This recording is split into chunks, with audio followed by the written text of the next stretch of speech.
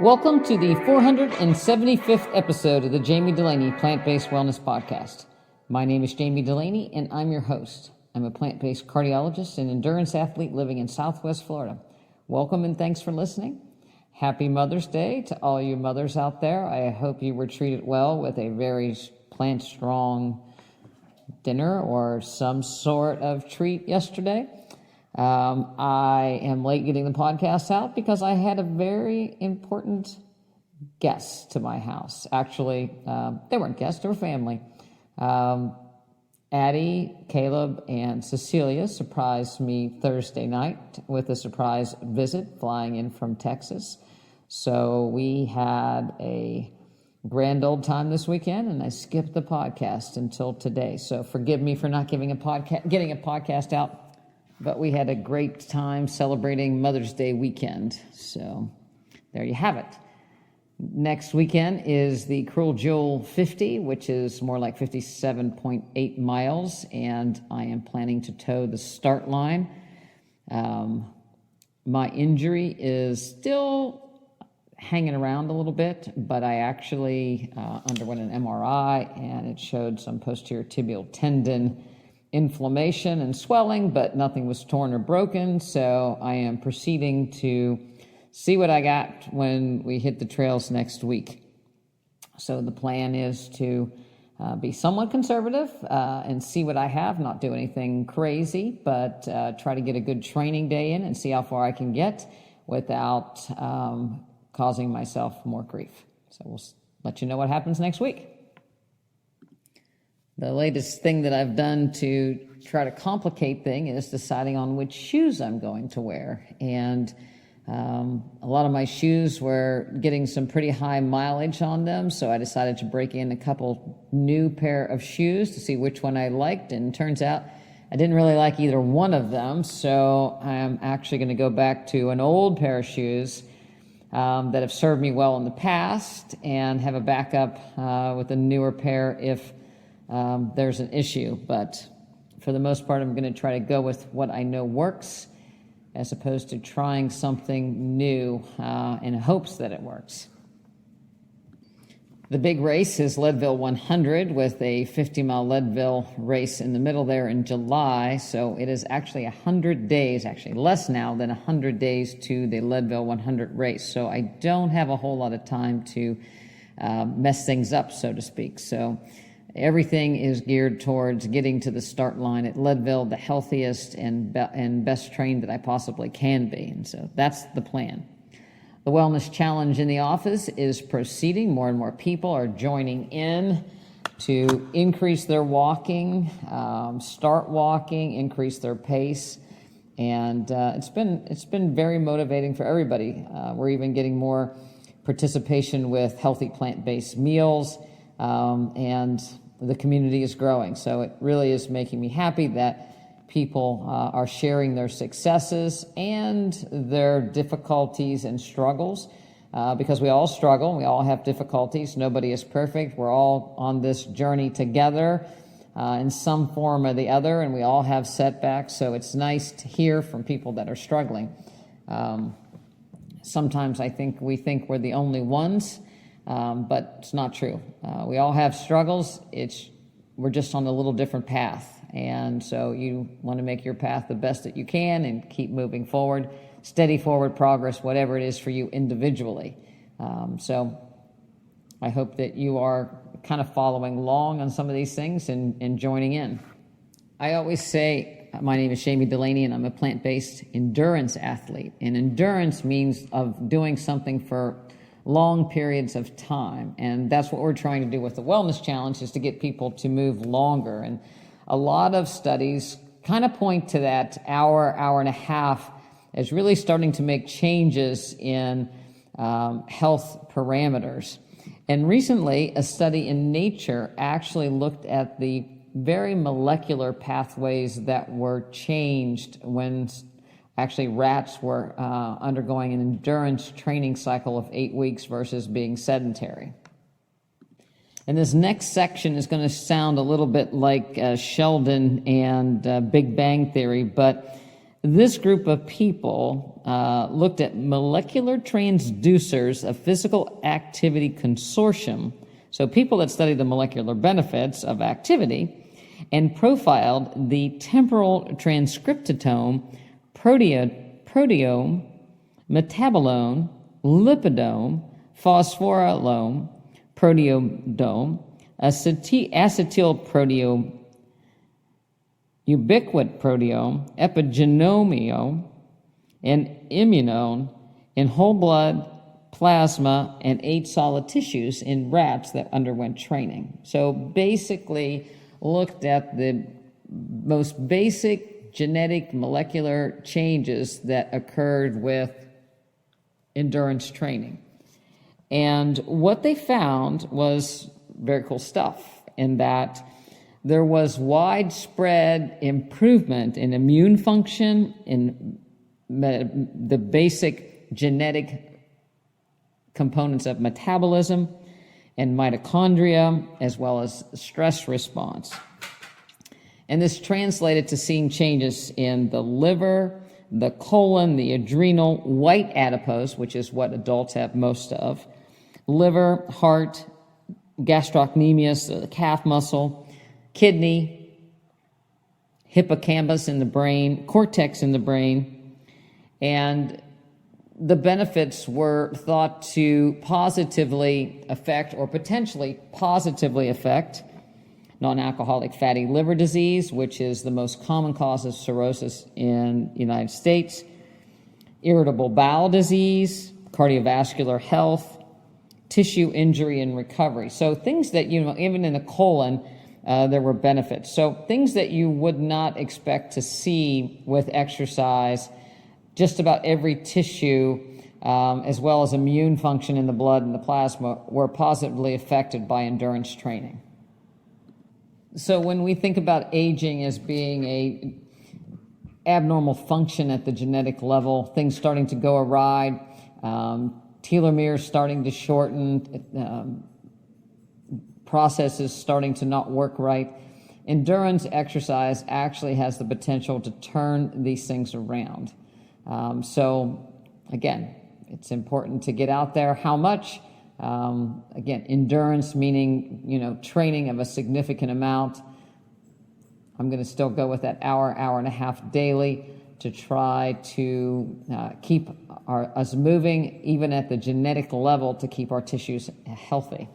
So if we can use endurance activity to decrease genetic aging, so to speak, why not use it? So get out and move.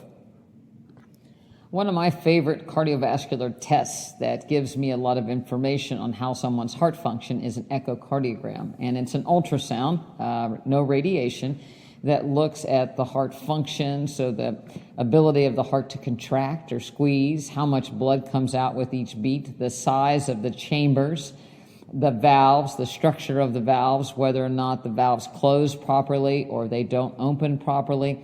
You can infer by physics through Doppler, just like Doppler radar, whether or not the pressures in the heart are elevated or the pressures coincide with the level of dysfunction of valves. So you get a lot of information from an echocardiogram.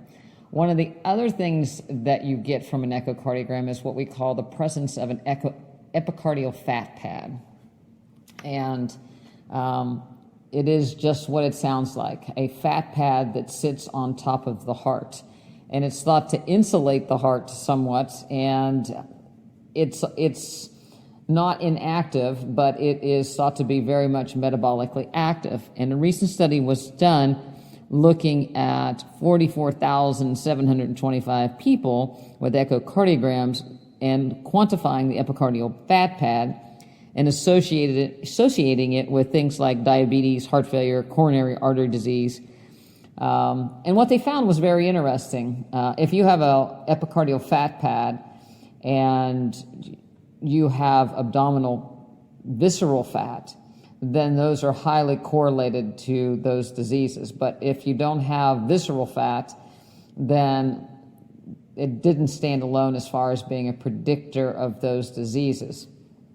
But it comes to stand that, abdominal fat, intra-abdominal cavity fat is not much different than intrathoracic fat, which would be fat on the heart.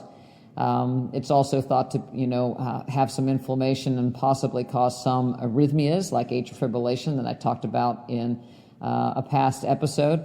But the correlation was strongest if someone also had abdominal increased visceral fat. So when we look at crude measures of visceral fat, we look at waist to hip ratio. So if someone's waist is larger than their hips, or people carry their fat in the middle, that tends to be more of a risk for a visceral fat, meaning fat around the organs, again associated with fat around the heart as well, and increased risk of cardiovascular disease, heart failure, and coronary artery disease. So you don't want to have the diagnosis of an epicardial fat pad. Some people, you might say, well, how do I get rid of it if I have it? You get rid of an epicardial fat pad just the same way you get rid of visceral fat, is by losing fat in general. So back to number one, increase your endurance activity, increase your daily walking, and that too is reversible and perhaps might, and certainly no study's been done to correlate this, but wouldn't it be nice if you could look at a visceral fat pad, see that that was gone, and correlate that with improved overall health? Something to think about perhaps for some of these people doing these studies.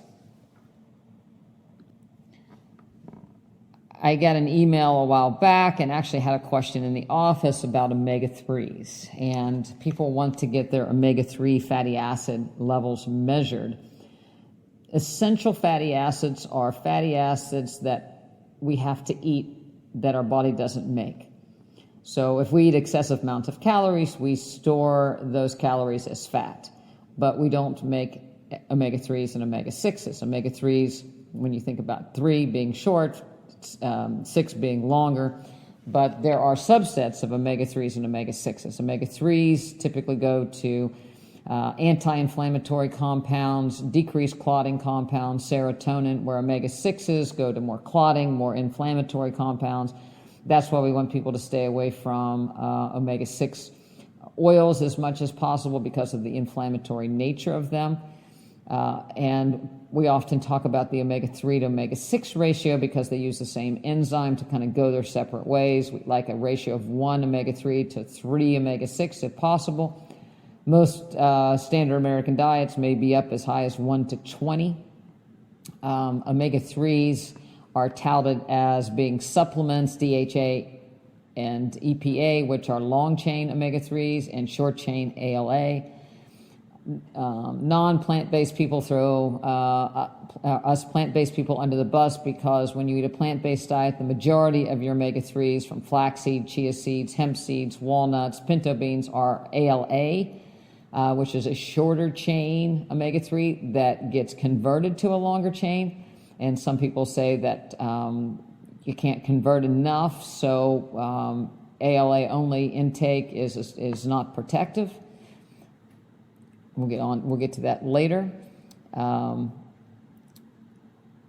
But that, again, we want omega-3 supplementation is something that people should do. And of course, the mainstream pharmaceutical industry and mainstream physicians and studies have suggested that everybody should take an omega-3 supplement or eat a lot of fish. And and that's widely interpreted because nobody ever said how many fish to eat to have enough omega-3s. Like I said, we need omega-3s and we need omega-6s, but we need such a small amount that one need not worry about getting enough of. It's a very, very minute amount in this, as far as the percentage of the diet. Less, around 1% of the total calories. So it's nothing much that we have to take in as far as omega-3 fatty acids. But this study was a Cochrane analysis that looked at all the studies done, or a lot of them, 79 trials looking at omega-3s, whether they were taken, so people that had were asked to take more omega-3s than the standard or omega-3s versus placebo. And they came up with 25 studies out of those 79 trials that were done in a valid sort of way, looking at omega-3s versus lower consumption of omega-3s.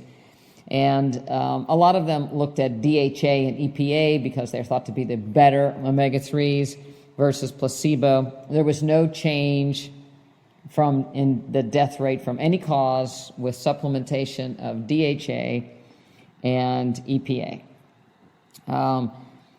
There was no change with regard to cardiovascular disease, cardiovascular death, stroke, arrhythmias. It's thought perhaps that because omega-3s decrease HDL as well as triglycerides, that might have something to do with the null effect of excessive amounts of omega-3s. Nobody knows that for sure.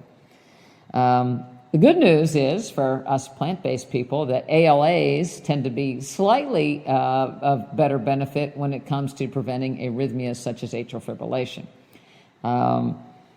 But it's a pretty weak association, but it is a positive association. So all those people saying that you have to get the good omega-3s from fish, there really is nothing to support that.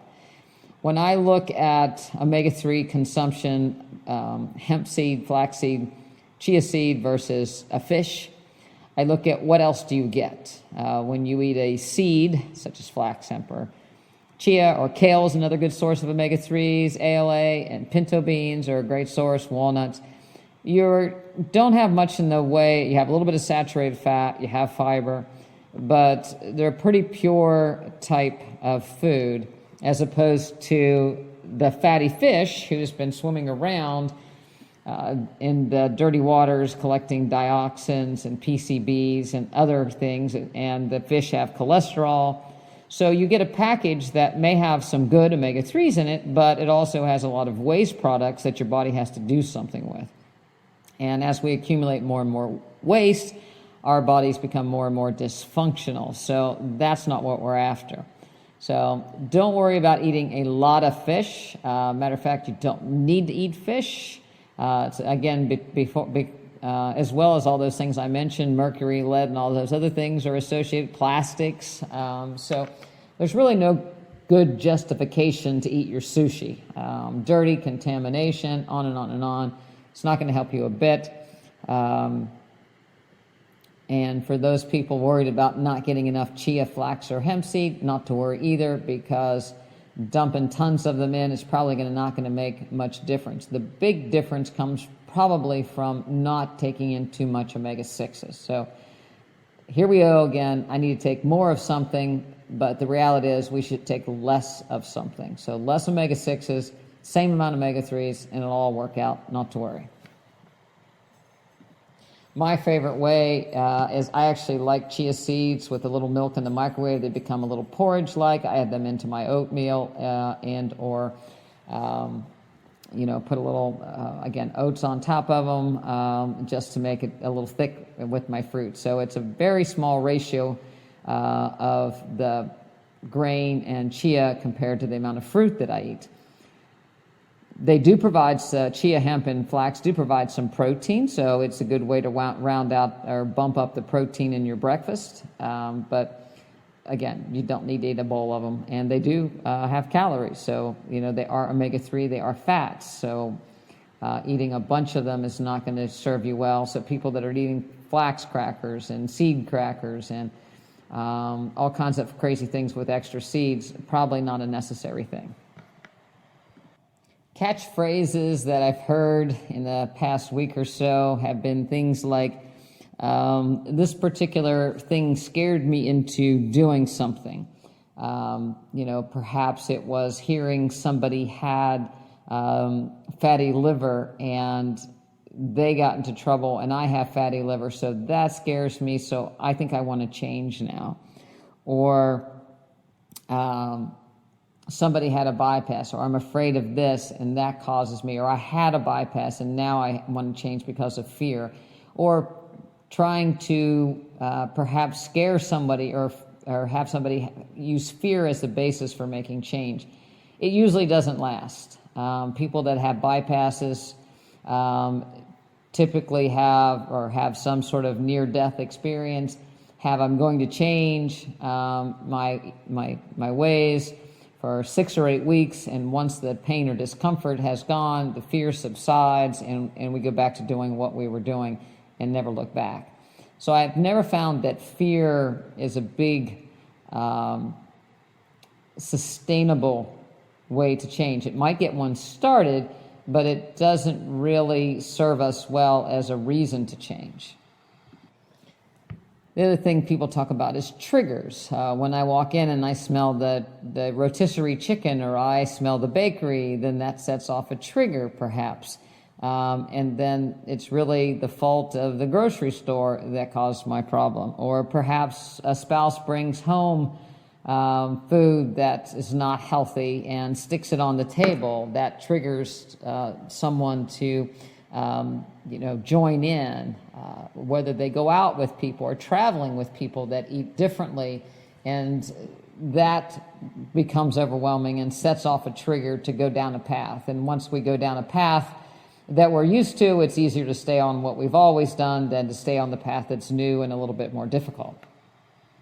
I often wonder if Dunkin' Donuts and Krispy Kreme have any guilt at all for the disease that they've participated in causing over the years, whether it's being from the excessive calories that police may get from eating donuts, or nurses station from people thinking they're doing somebody a favor by bringing in treats of a dozen donuts on the weekend to show their appreciation, or just placing them at the door when you go into the gas station and you can't say no because the smell becomes overwhelming.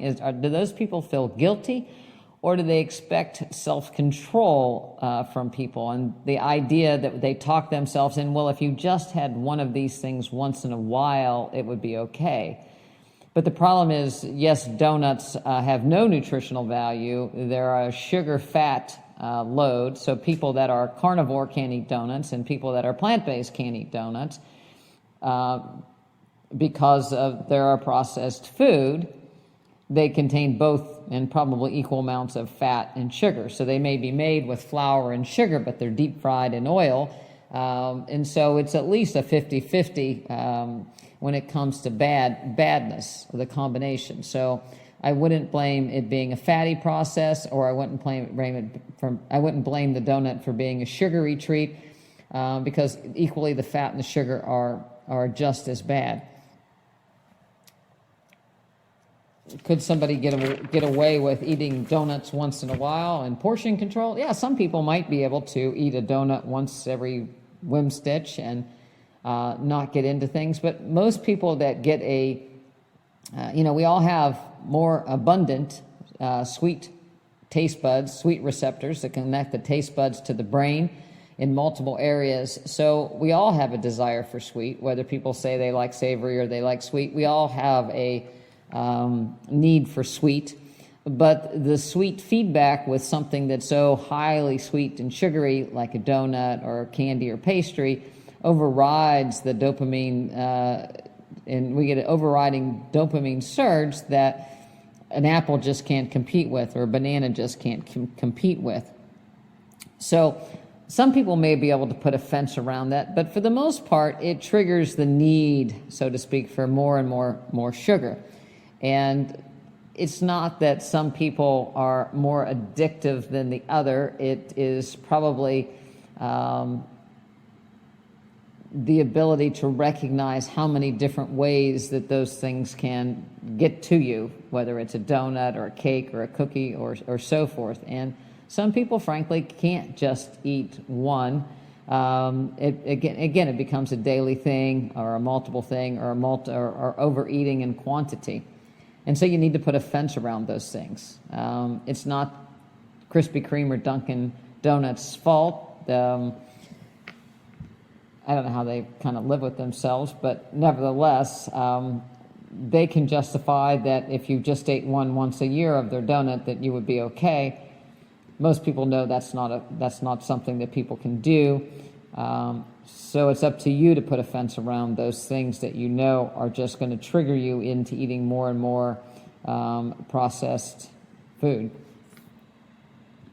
you have to be aware of marketing, because Dunkin' Donuts, just, because donuts got a little bit of a bad rap, they start adding muffins to their menu and breakfast sandwiches. So they, keto-friendly breakfast sandwiches with egg and bacon, or keto, or just breakfast sandwiches in general. So people think that they're eating healthier because they're having eggs, and they can justify that eggs have vitamins, but not with everything that's done to that egg to make it a breakfast sandwich. Certainly the muffin may even be worse than a donut if you actually counted the calories and the fat grams and the sugars. So it's another marketing ploy that kind of hits at people's triggers, so to speak, that, hey, I'm not eating a donut, I'm having a muffin. Muffin sounds much better, unless you're talking about a muffin top. But muffins, muffin in general sounds better than a donut. A breakfast sandwich sounds better than a muffin or a donut. So we can justify things in our mind, which is really a high caloric entree that's highly processed, that our bodies really can't handle. One of the ways to put a fence around it is to look, at the content. I'm very intolerant to processed oils. Get terrible indigestion, terrible reflux. So when I see a donut, I see reflux, I see indigestion, I see upset stomach that lingers on for a time being, and it's not attractive to me. It's not it's not a road I want to go down. But if you can come up with a reason why that you don't want to, or how it ill affects your health, then, and that, and you kind of practice that reason, it's a little bit easier to stay away from. So I would encourage you, if you're going to the gas station, pay outside. You can avoid going in all at once. But when the pastries come to the nurse's station, you look at it and you understand that doesn't have anything to do with what your health plan or your health journey is all about. And it's a really easy, hard no. It doesn't have anything to do with you. Someone asked me, what about having birthday cake when you go to somebody's house and they're having a birthday? And it's like, it's easy, because I don't eat eggs, I don't eat dairy, I'm not going to eat the butter, and the cake is made with all of those things, and therefore I can't eat that cake, or I have chosen not to eat those things, so I'm not going to eat the cake. Not a little bite, not a taste. I wish them good luck. I don't think there's any rule that says if I don't eat birthday cake, someone's going to have a bad birthday year. I'm happy to imbibe in whatever else is going on, as far as, non or plant-based foods that may be around. If there aren't any, then that's okay too. But those are rules that I live by, and it makes it easy to be a hard no. I don't eat eggs, so eggs that are hidden in things I don't have to worry about, because I don't eat eggs to start with, so it's off the table from the get-go, which pretty much puts every pastry in a bakery off the table. So there's no reason to look, because it's not something that I'm going to get involved with. I wanted to touch on the name of a book that I have not read, I do not intend to read, but it's basically something around the fourth quarter of life book. And it tells you how to prepare for death, essentially. What bad things are coming your way, which to me is about as depressing as you could possibly get. I think everybody has the ability to come up with negative things that might happen, and can really dissuade us from doing things, myself included. If you just take this race, my worry is making my ankle worse, and focusing on not having a good outcome because I might injure myself, but not looking at where I currently am, and that I have seen the anatomy of my ankle on an MRI scan, and yes, there is some inflammation, but it's not a bad injury or a tear that require complete immobilization, even if that's a thing anymore. Because again, we know that being immobile causes muscle loss at a rapid rate. Nevertheless, it's easy for my head to spin out of control that I'm going to do something stupid to mess up my future races, and to feel negatively about it instead of positively about where I am in the current situation. a lot of things can go wrong, but a lot of things can go right. And I think grabbing onto those things, you could call it gratitude or looking at what's right, is really what we need to do in order to continue to have a positive mental outlook on life. I would rather spend more time trying to get my genetics going in the right direction through endurance activities than preparing for my ultimate decline. I don't think that has any, I don't think that serves me in any way. The give up and whatever, eat what you want, you can't make a difference anyway, is just not true. It's a mean to justify a behavior that is most of the time negative. I think 80 for Brady, if you haven't seen that movie, is a much better outlook on life, that people loving life and not looking at their chronological age, but their, the age that you feel between your ears and living life to the fullest.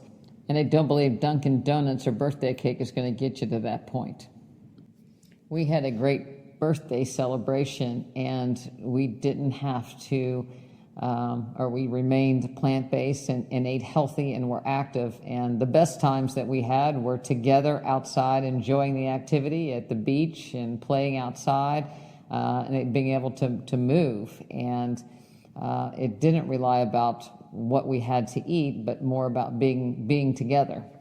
And we certainly didn't starve by any means. We had pasta primavera with mushrooms and peppers and zucchini and tomatoes and olives with a tofu that Addie made that she had Italian seasoning. We had a Thai stir fry. We had plant-based pizza. We had my favorite dessert with bananas and frozen bananas and blueberries and soy milk. So a good time was had by all without, compromising our health. I made homemade sourdough bread. We had for breakfast. We had homemade pancakes. We had plenty of fruit: watermelon, mango, cherries, blueberries, blackberries, dragon fruit, papaya. So all of that was part of our daily meals. I had a little oatmeal here and there, but nobody was restricted or compromised, and we were able to eat and be active and enjoy life. We also had a tofu scramble too before we went to the beach. So lots of ways to eat healthy and still enjoy yourself and not have to labor in the kitchen for hours on end.